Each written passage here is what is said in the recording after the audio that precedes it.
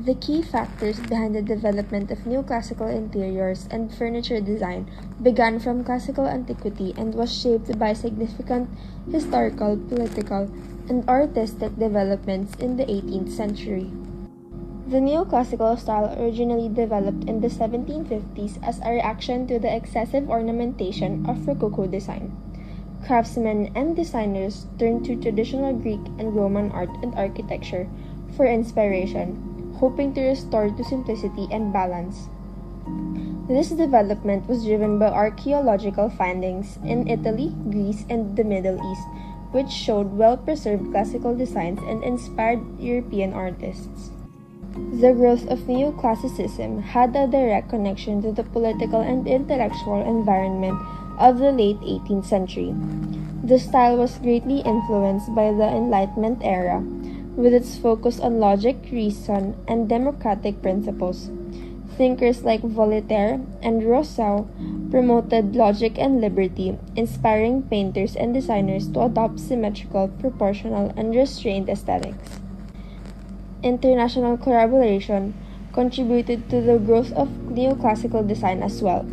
Skilled German craftsmen like Abraham and David Röntgen, Adam Weiswiller, and Guillaume Bennemann migrated to France, introducing new techniques and improving neoclassical furniture designs.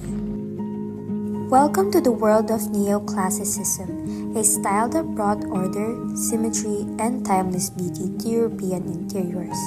But did you know that French and Italian neoclassicism, though sharing common roots, developed distinct characteristics?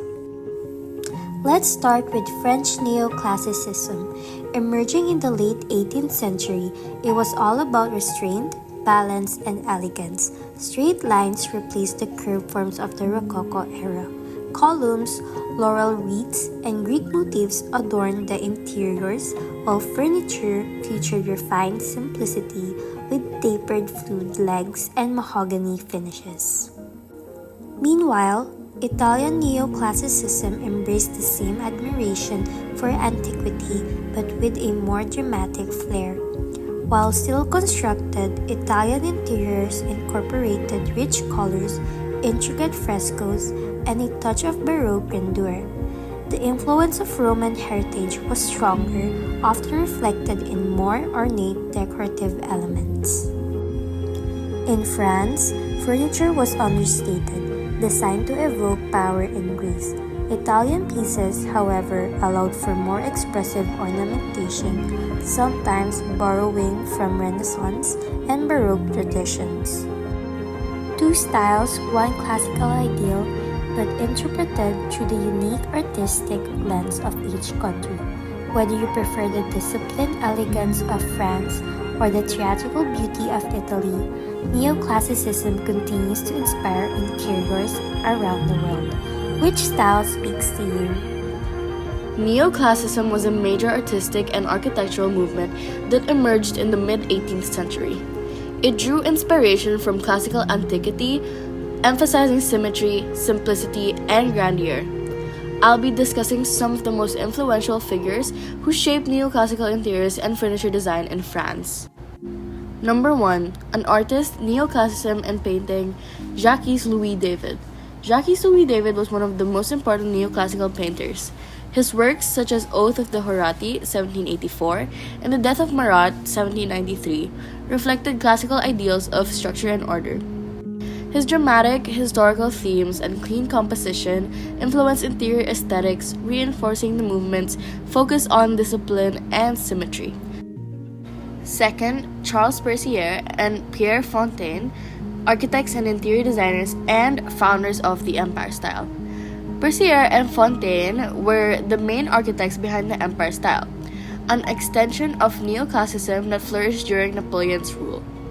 They designed grand interiors, often featuring bold symmetry, Greco-Roman motifs, and luxurious materials like mahogany. Number 3. Jean-Baptiste Claude Senet, furniture designer, a royal cabinet maker.